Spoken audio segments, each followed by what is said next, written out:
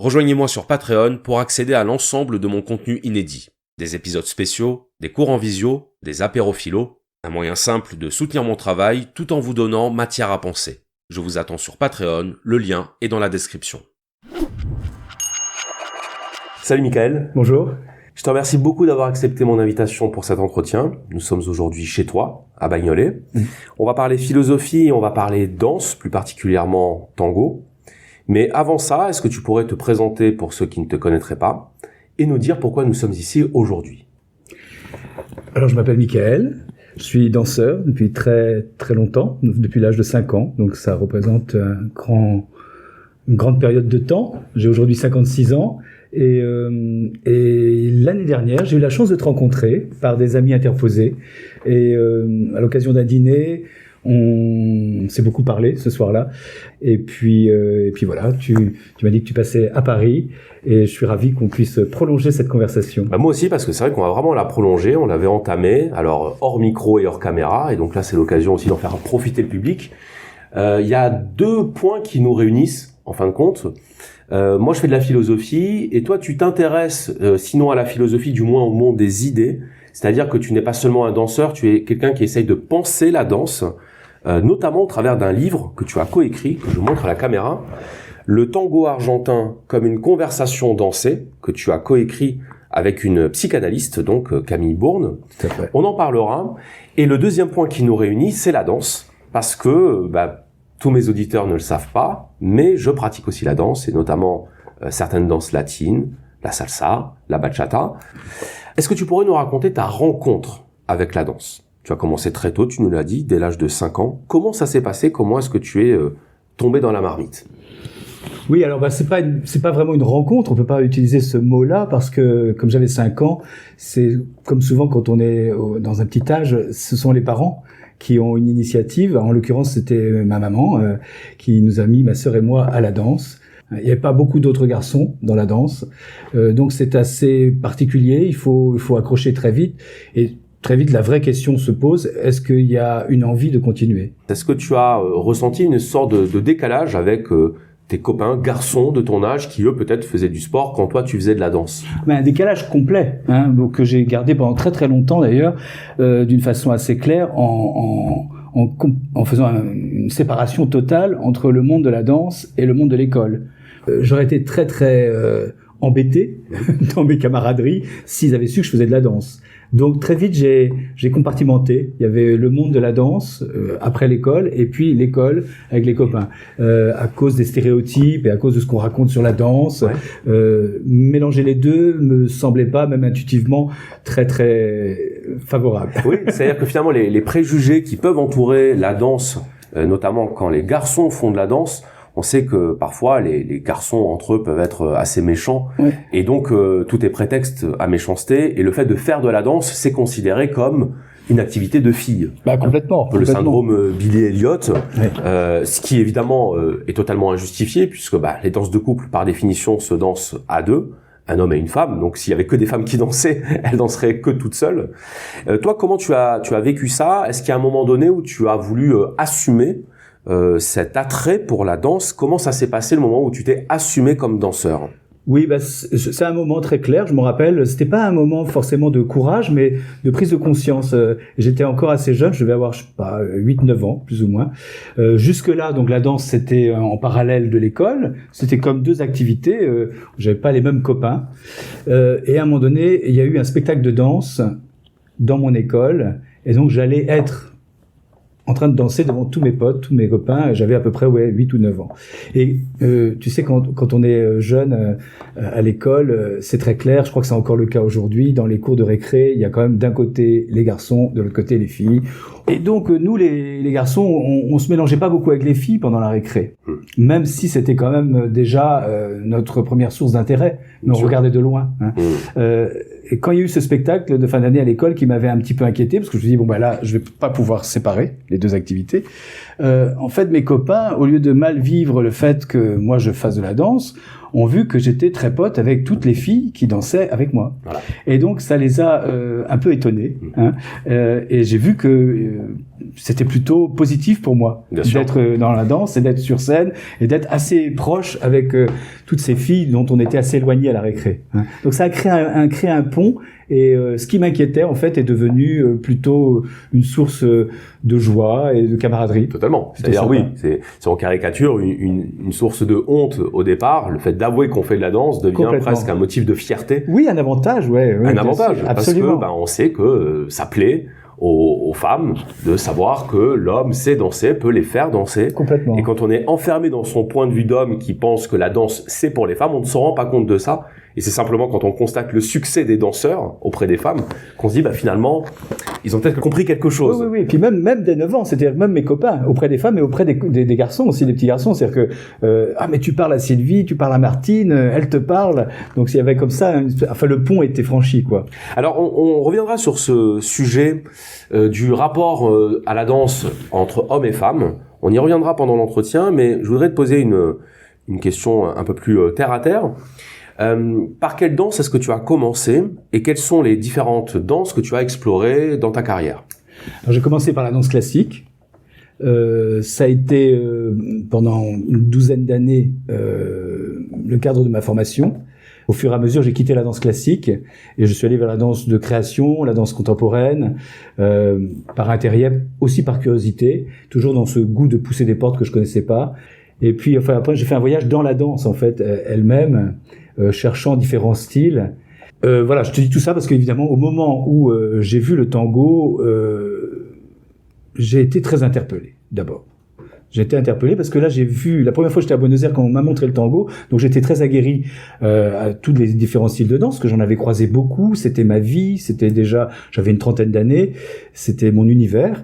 Et quand j'ai vu le tango argentin à Buenos Aires, j'ai vu des hommes et des femmes, alors que je pouvais considérer à l'époque comme mes grands-parents, enfin de la génération de mes grands-parents, et je les ai vus avec des visages que je croyais connaître, c'était les visages de la concentration, le visage des artistes de scène dont j'étais, c'est-à-dire des visages très, très, très concentrés, très tournés vers l'intérieur.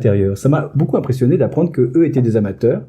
Donc on m'a expliqué rapidement de quoi il s'agissait. C'était une milonga, c'était des amateurs passionnés de tango argentin et qui avaient des visages concentrés parce qu'ils s'étaient tournés à l'intérieur d'eux-mêmes dans une relation d'improvisation et ils développaient ce langage-là et c'était ça le tango argentin. Alors je suis resté un peu pétrifié, fasciné, j'ai regardé. Voilà. Et puis donc, à l'époque, j'habitais à New York, c'était pas très développé dans ces années-là. J'ai attendu un peu, j'ai écouté la musique, mais je suis resté quand même très marqué par ce que j'avais vu. Et quand je suis rentré en Europe quelques années après, je continuais ma carrière. J'ai tout de suite commencé le tango argentin en amateur.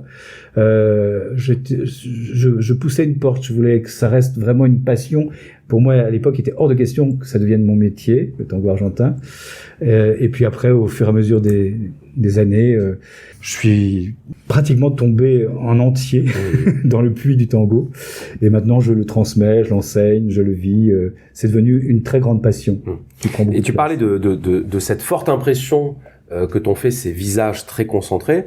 À quoi t'attendais-tu quand on t'a dit, tiens, on va aller voir des danseurs de tango? Tu t'attendais à voir quoi? Et en quoi ces visages très concentrés que tu as vus ne correspondaient pas à ce que tu imaginais? C'est-à-dire que en fait, et ça impressionne souvent les gens quand ils vont au tango, c'est-à-dire que ces visages dont on parle, là, c'est les visages d'une extrême concentration, c'est presque d'une sévérité. Oui. Quand les gens qui ne connaissent pas le tango argentin, quand ils vont dans un bal qui s'appelle une milonga, ils sont souvent impressionnés par le côté austère, l'ambiance. Enfin, on dirait que les gens, pour parler clairement, font la gueule. Et en même temps, ils sont dans il semblerait une intériorité, enfin on ne sait pas très bien ce qui se passe, il y a quelque chose d'assez mystérieux.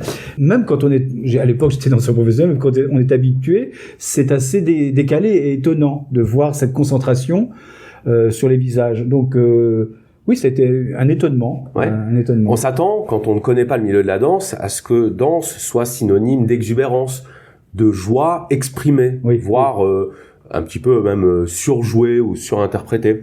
Et là, tu découvres au contraire des mines très sévères.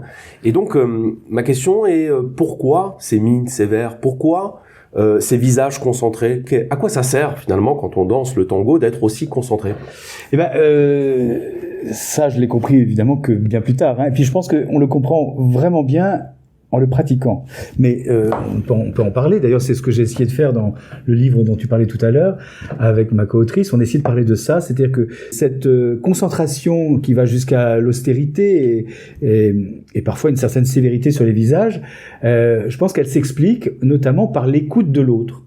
C'est-à-dire que quand on danse le tango comme on est dans un jeu d'improvisation, il s'agit de ressentir tout ce que l'autre fait avec son corps. Et pour être en écoute de l'autre, une concentration, pas un immobilisme, parce qu'on est dans la danse, mais une concentration et comme une oreille tendue, et même comme tout un corps tendu vers l'autre, on est amené à ne plus gesticuler et ne plus avoir forcément autant de mobilité sur le visage. On est tendu vers un point qu'est l'autre et qu'est-ce qu'il nous dit avec son corps en réponse à ce qu'on lui dit. On est dans ce dialogue des corps qui nous amène à la plus grande déconcentration. Donc c'est ça, on tend l'oreille, on tend le corps, quoi. Hein. C'est très intéressant parce que la réaction spontanée pourrait être de croire que la sévérité du visage traduit une forme de distance vis-à-vis de l'autre. Hein, tu sais, quand quelqu'un n'a pas un visage ouvert, n'a pas un visage jovial, ça instaure tout de suite une distance. Et là, ce que tu nous expliques, c'est qu'en fait, c'est le contraire.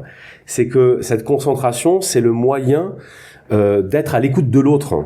Et que la danse, en tant que partage, suppose de ne pas simplement être dans l'expression de soi, mais aussi dans l'écoute de l'autre. Est-ce que c'est ça que tu essayes de... Absolument, c'est exactement...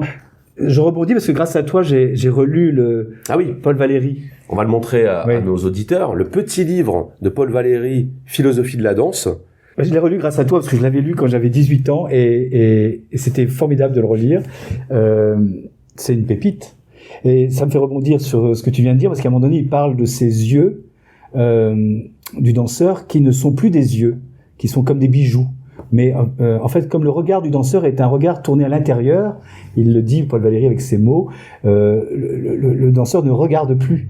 Ce ne sont plus des yeux qui regardent vers l'extérieur, ce sont des bijoux, mais il regarde vers l'intérieur. Et je pense que ça fait écho à ce dont nous parlons, c'est-à-dire ces visages un peu figés qui sont tournés vers l'intérieur. Quand on danse le tango, il n'y a plus de visage, il y a c'est même pas le corps de l'autre, c'est le mouvement de l'autre. Ouais. Cette circulation intérieure du mouvement des énergies que traverse le corps de l'autre et qui passe d'un corps à l'autre, puisqu'il y a un jeu de partage et de circulation entre deux personnes. Tout ça explique sans doute pourquoi le visage n'est plus directement en jeu. Hein, c'est un visage qui ne s'en va pas, mais qui se retourne et on passe dans l'intérieur, ce que l'on entend de l'autre. Ouais.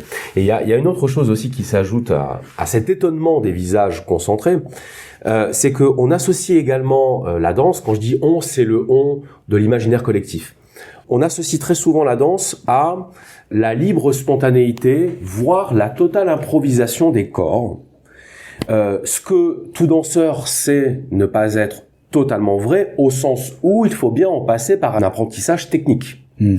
Et donc, moi j'aimerais que tu réagisses à cette fameuse phrase que tous les danseurs et tous les professeurs de danse, a fortiori, ont déjà entendu, qui est le « je danse au feeling ». Oui. Comment tu interprètes, ça veut dire quoi, selon toi, quelqu'un qui déclare qu'il danse au feeling ? C'est intéressant parfois la confusion des mots. On se rend compte que pour certains, on met le mot émotion, là où d'autres mettront le mot sensation. Le mot feeling, sentiment, en anglais, n'est peut-être pas tout à fait la sensation, ni l'émotion. Il peut aussi y avoir l'impression. Et puis, plus les malentendus, ça fait beaucoup. Donc là, tu nous expliques que danser au feeling, on peut l'interpréter de beaucoup de manières, oui. De la meilleure comme de la pire. Oui. Et souvent, quand ce sont des personnes qui n'ont pas pris de cours de danse, qui disent qu'elles dansent au feeling, moi je te donne mon avis en tant que danseur, hein, c'est que j'ai l'impression que ce sont des personnes qui ont oublié en cours de route que pour danser à deux, il fallait apprendre à danser et que donc il fallait maîtriser les bases techniques de la danse. Donc pour la salsa par exemple et pour d'autres danses, ce sera le pas de base. Et puis qu'à partir de ce pas de base, on construit aussi tout un langage, toute une grammaire et tout un vocabulaire qui vont nous permettre de communiquer avec l'autre, c'est-à-dire d'échanger, de partager une danse et pas simplement de les juxtaposer. Donc toi, quelle est, selon toi, la place de la technique dans la danse, et j'irai même plus loin, la place de la technique dans l'accès à cette forme de spontanéité? La technique dans la danse, et particulièrement dans le tango argentin, elle est au service de la conversation à deux. Là où je mets mes pieds, là où tu mets tes pieds, là où on coupe l'espace, on libère l'espace. Donc cette technique, elle va être fondamentale, un peu comme dans la langue parlée. Une langue qui n'est pas maîtrisée limite l'échange. Là, je me rappelle les premières années où j'étais à Chicago. C'était affreux pour moi parce que je parlais un peu l'anglais, mais juste pour demander qu'on me passe mon assiette. Et donc, quand je prenais la parole au milieu de mes copains, je comprenais ce qu'ils disaient, mais moi, dès que je prenais la parole, j'étais affreusement premier degré.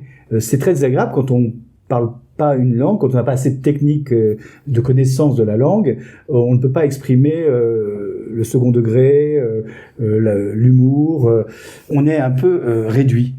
C'est à peu près la même chose dans tous les arts. La technique va nous permettre de nous libérer pour aller non seulement dans l'expression de ce que l'on souhaite dire, mais quelquefois même une expression qui nous dépasse, qu'on n'attendait pas. Donc on se voit plus généreux à cet endroit-là, plus impulsif à cet endroit-là, on découvre des expressions de soi qu'on n'attendait pas dans un échange.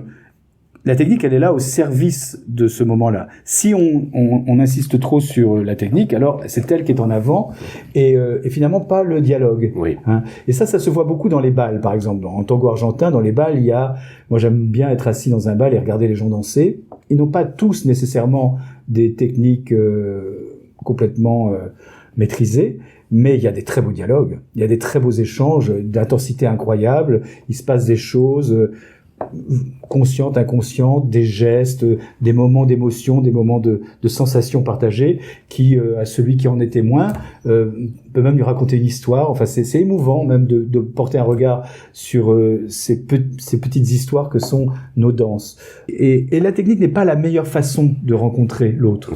Il y a quelque chose d'un peu spontané, accepter la perte de contrôle. Oui, et même la maladresse. Absolument. La maladresse peut, à un moment donné, venir ajouter une petite touche d'humanité dans la danse. Quand quelqu'un est trop dans la technique, l'autre ne prend pas forcément de plaisir. On a un peu l'impression d'assister à une récitation. Absolument. Et la différence entre la récitation et la conversation, c'est que la conversation est un partage, là où la récitation est individuelle.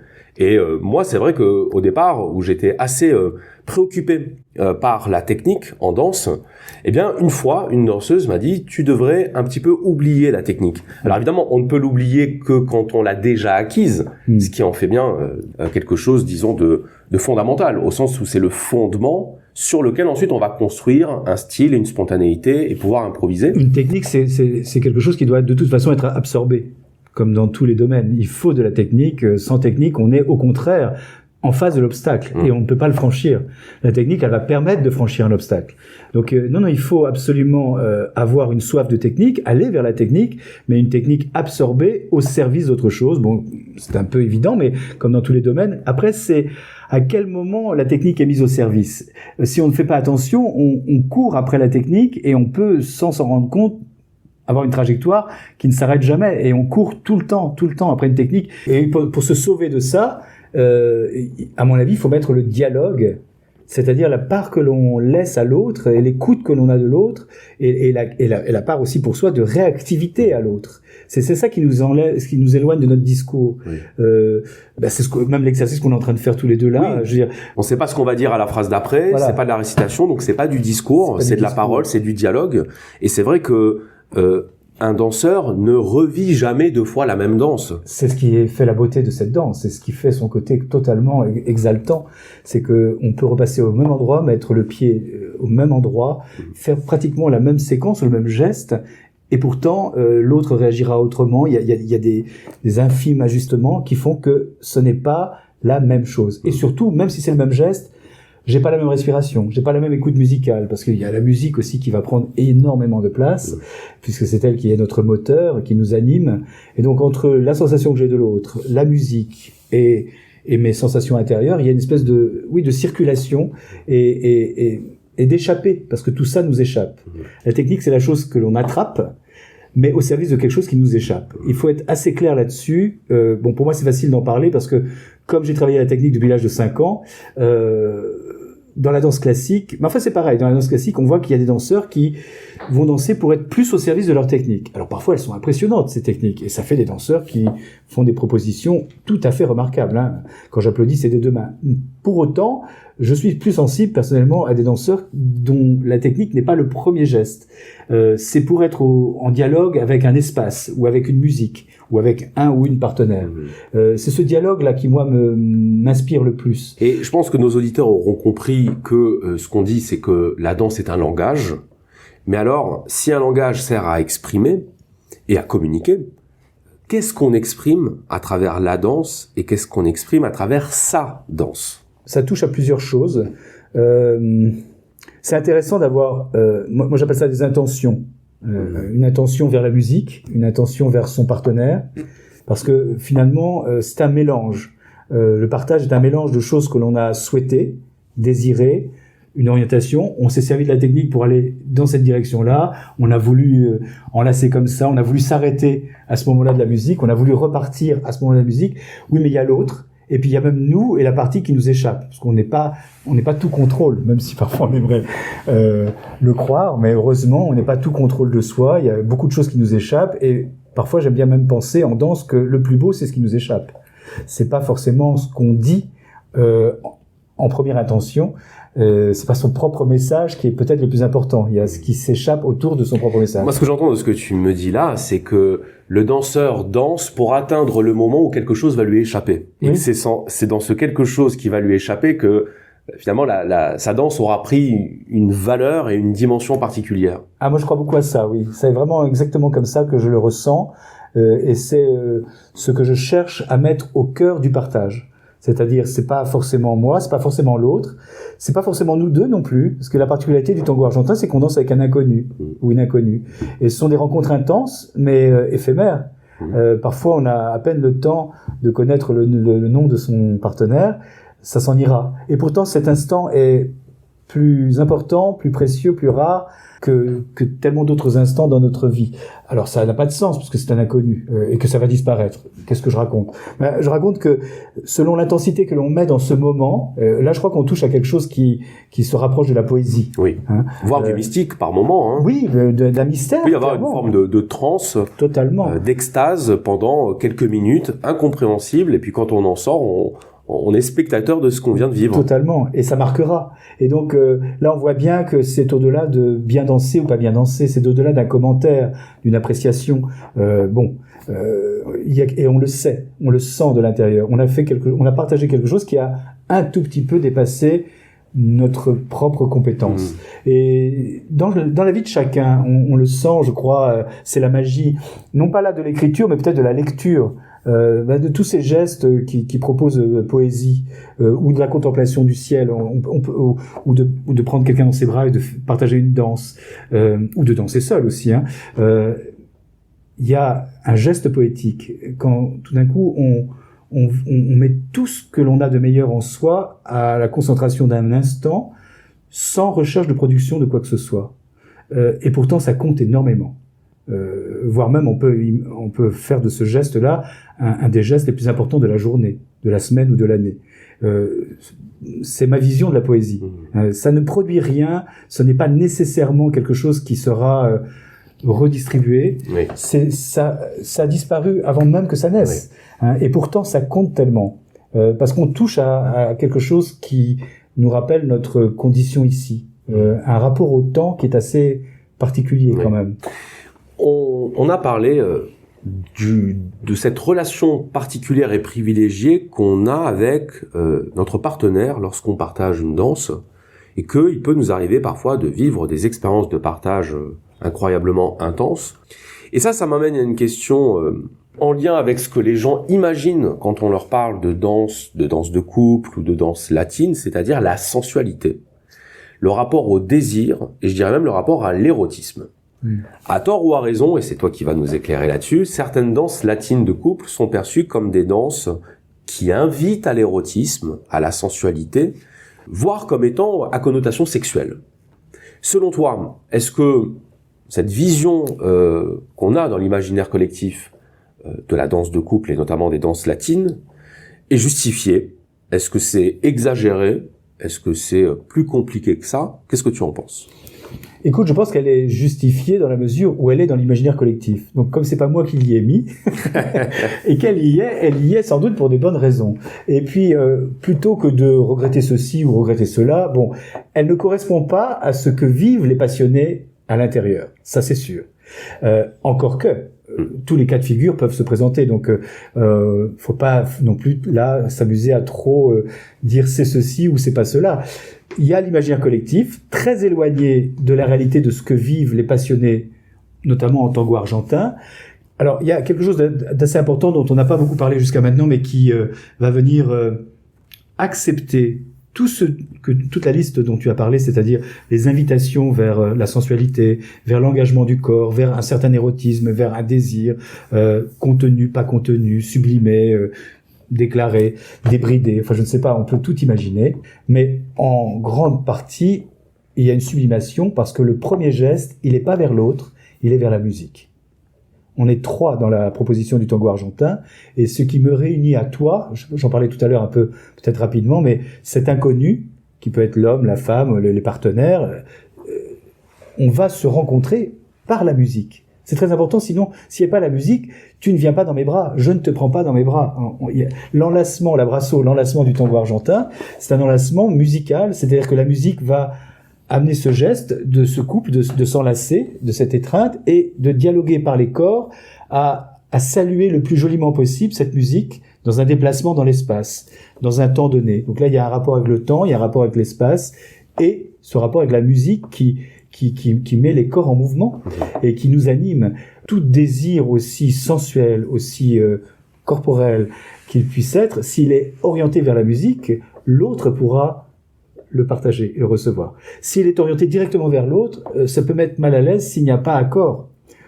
Ça créerait quand même des malentendus si à chaque fois qu'il y avait une impulsion, il y aurait peut-être moins de changements de partenaire. Et enfin, le tango argentin, c'est vraiment une rencontre dans la musique. Oui. Donc, un homme qui souhaiterait faire de la danse pour pouvoir séduire des femmes, quand je dis séduire, c'est au sens de Don Juan, les détourner de leur objectif initial de danser pour simplement les mettre dans leur lit. Est-ce que tu penses que c'est une bonne façon de faire, ou est-ce que cette personne a mal compris à quoi servait la danse? La danse, elle est là depuis tellement longtemps. Je parle pas que du tango, là. La danse a eu tellement de fonctions dans l'histoire des hommes. Bon, il y a des livres qui parlent de ça très très bien. C'est assez impressionnant. La danse, elle a été mystique, elle a été rituelle, elle a été, tu en parlais tout à l'heure, trance. La danse, là, on parle de danse de société, et donc elle est rencontre avec l'autre. La danse, elle se décline. On peut tout faire avec la danse. Après, bon, par exemple, pour revenir au tango argentin, il faut des années pour apprendre à danser le tango argentin. Si c'est dans l'espoir de rencontrer quelqu'un, c'est pas le chemin le plus direct. Je pense que se présenter, un sourire, sont des façons plus faciles et plus directes de voir s'il y a des affinités à partager un moment avec quelqu'un, une conversation ou un moment plaisant, à partir de ce sourire. Pour lequel on n'a pas besoin de prendre des cours.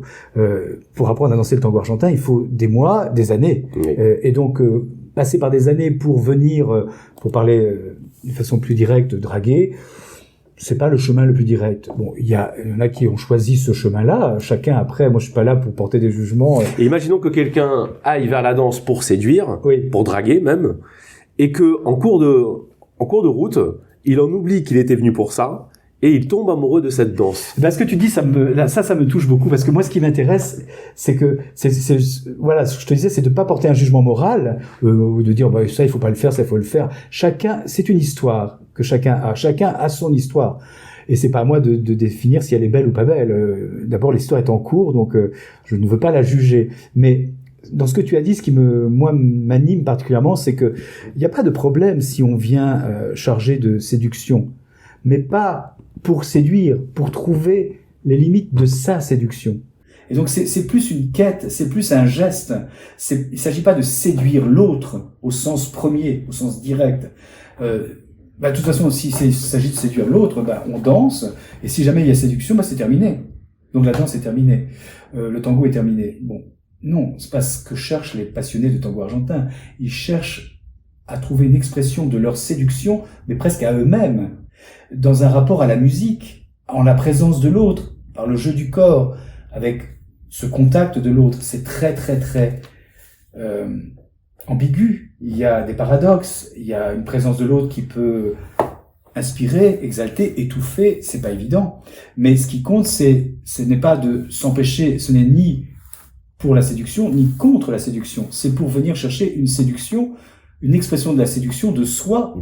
Comment est-ce qu'on peut se rendre plus dans la séduction par le biais de cette musique? Comment est-ce qu'on peut être plus dans un geste premier, animal, instinctif, par le jeu qui nous réunit? Donc on peut se poser des questions profondes et venir, comment est-ce qu'on peut être plus beau à l'autre, mais pas dans le sens premier trop direct de capturer l'autre. Ce jeu qui les réunit, c'est surtout un amour inconditionnel de la musique et un sens aigu de l'improvisation, c'est-à-dire de refaire des gestes un peu précodés. On les connaît, les gestes, ce sont des pas avant, des pas arrière, des pas côté, des enlacements, une imbrication des pieds et surtout des sensations qui courent dans tous les sens. Bonnes ou mauvaises, les bonnes sensations et la recherche de la bonne sensation partagée donne envie de recommencer éternellement ce moment.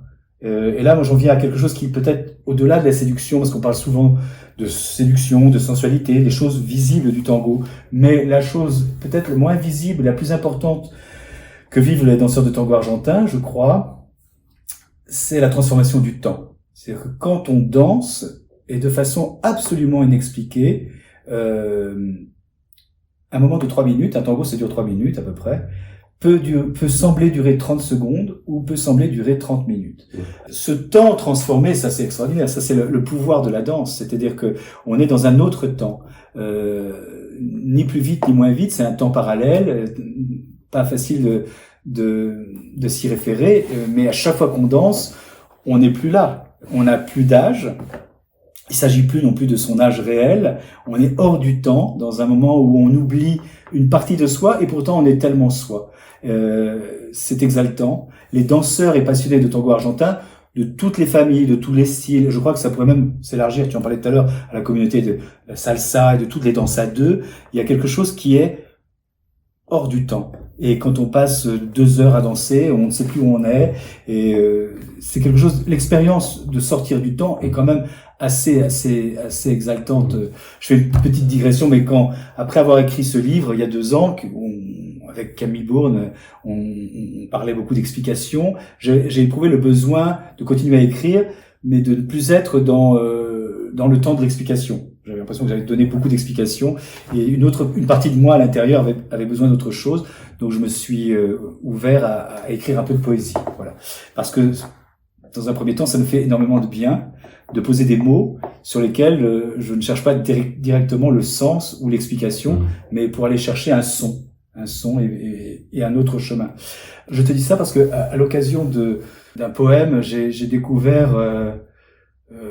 Je voulais parler du temps, je voulais parler de la durée et de l'espace. Et j'ai découvert qu'il y a en cherchant, en creusant comme ça dans différents livres et sur le net, il y a dans la culture asiatique, il y a un mot qui s'appelle le ma, qui signifie l'espace et le temps.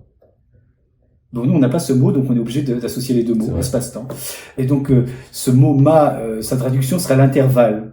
Donc, j'ai travaillé sur une poésie qui parle de cet intervalle, parce que ça m'a toujours beaucoup inspiré, le temps qu'il y a dans le silence entre 2 notes. Oui.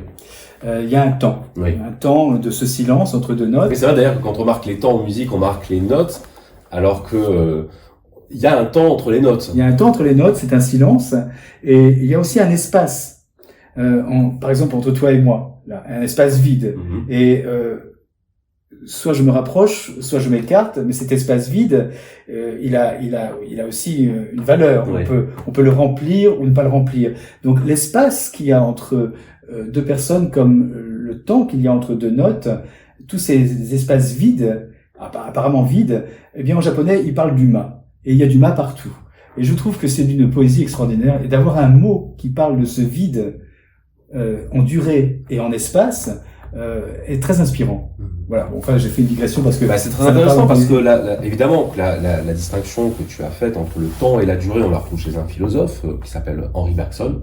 Et donc Bergson explique que le temps, c'est la représentation physique et objective qu'on a quand on on consulte un calendrier par exemple, ou quand on consulte sa montre ou une horloge. C'est-à-dire, on a une indication qui se veut la même pour tout le monde. Donc, la durée de notre entretien, je ne sais pas combien de temps ça va durer, mais en tout cas, ce sera la même pour tout le monde. En revanche, la durée, c'est le sentiment d'écoulement du temps qui va varier en fonction de savoir si notre entretien intéresse les gens ou pas, savoir si ça leur fait oublier finalement le temps qui s'écoule autour d'eux, puisque, comme tu l'as dit, quand on danse, on oublie le temps n'existe plus pour nous.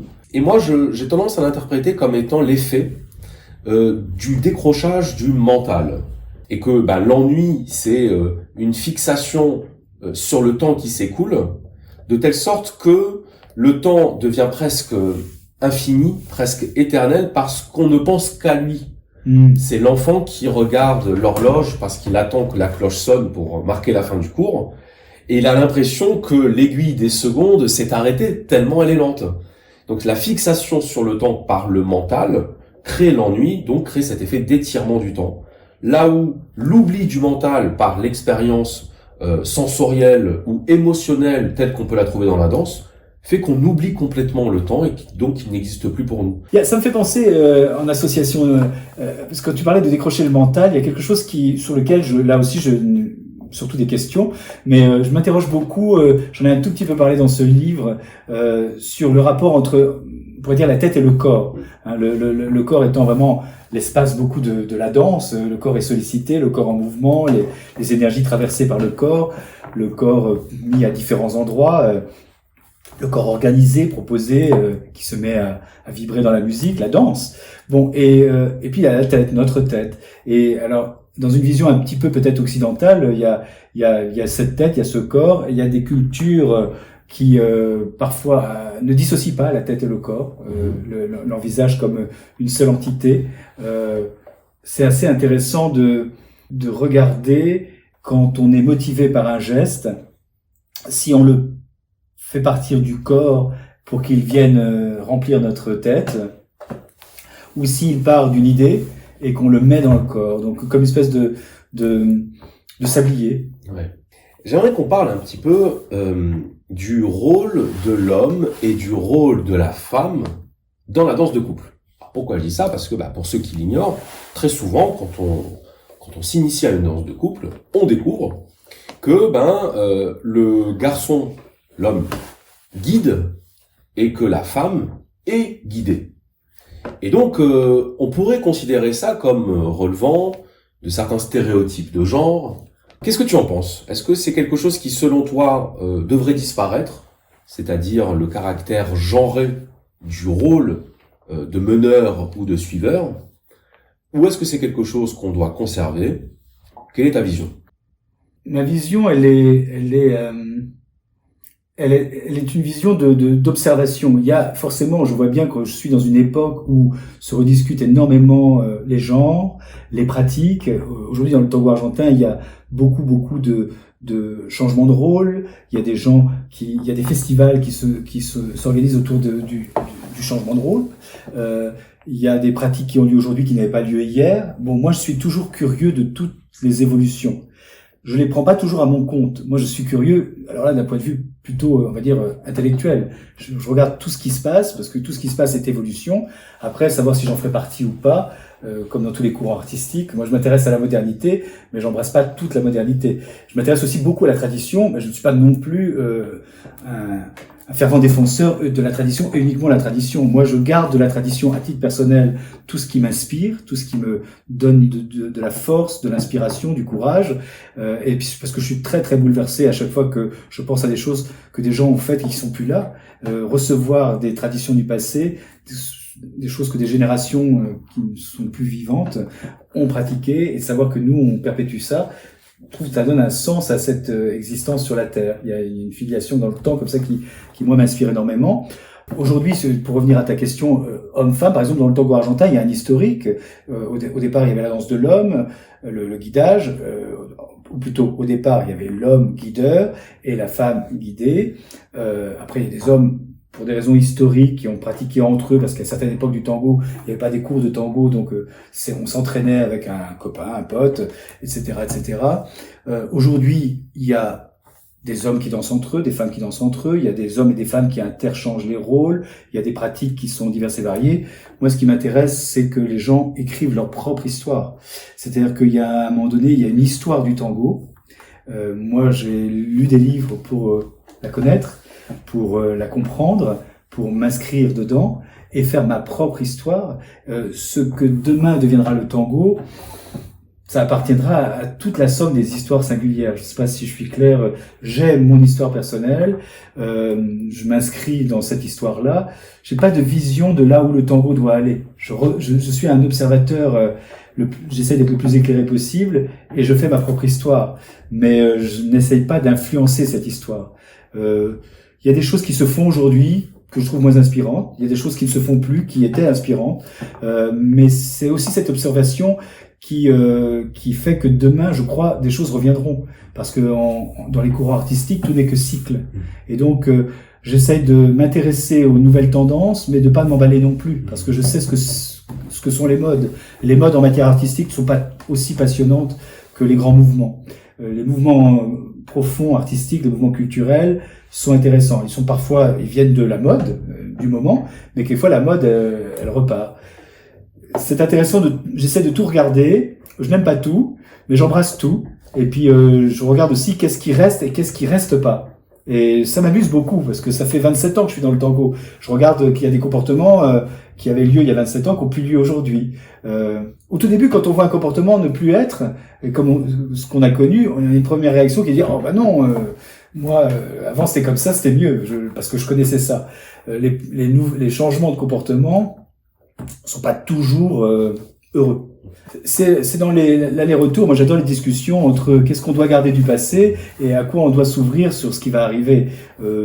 Évidemment, enfin, c'est un peu évident, mais évidemment, on va pas tout embrasser. Mais il n'y a même pas à s'inquiéter parce que ça va s'effacer de soi. Les comportements qui aujourd'hui parfois prennent beaucoup de place et semblent très, très à la mode, très s'imposer, s'ils ne sont pas vraiment nourris d'élan profond, ne tiendront pas. Ça, je le sais pour avoir un peu étudié les arts dans les siècles passés. On le voit bien. Il y a eu des choses qui ont été très à la mode à un moment donné, qui étaient même incontournables. Et pour autant, ils n'ont pas fini le siècle. Voilà. Ce qui est très beau, je trouve, moi, dans l'art, c'est que l'art traverse les siècles. Profondément. Il y a aussi des modes, mais quand même, ils traversent les siècles. Et c'est même, contrairement à ce que parfois l'époque nous dit, la politique, l'économie, on entend beaucoup parler d'économie et de politique au quotidien, ce qui est sans doute nécessaire, mais je m'étonne qu'on n'entende pas plus parler d'art, parce que ce qui traverse le plus les siècles, c'est l'art quand même. Les politiques et les économies, tous les 30 ou 40 ans, tombent au nom d'une guerre ou au nom d'un changement de cap économique.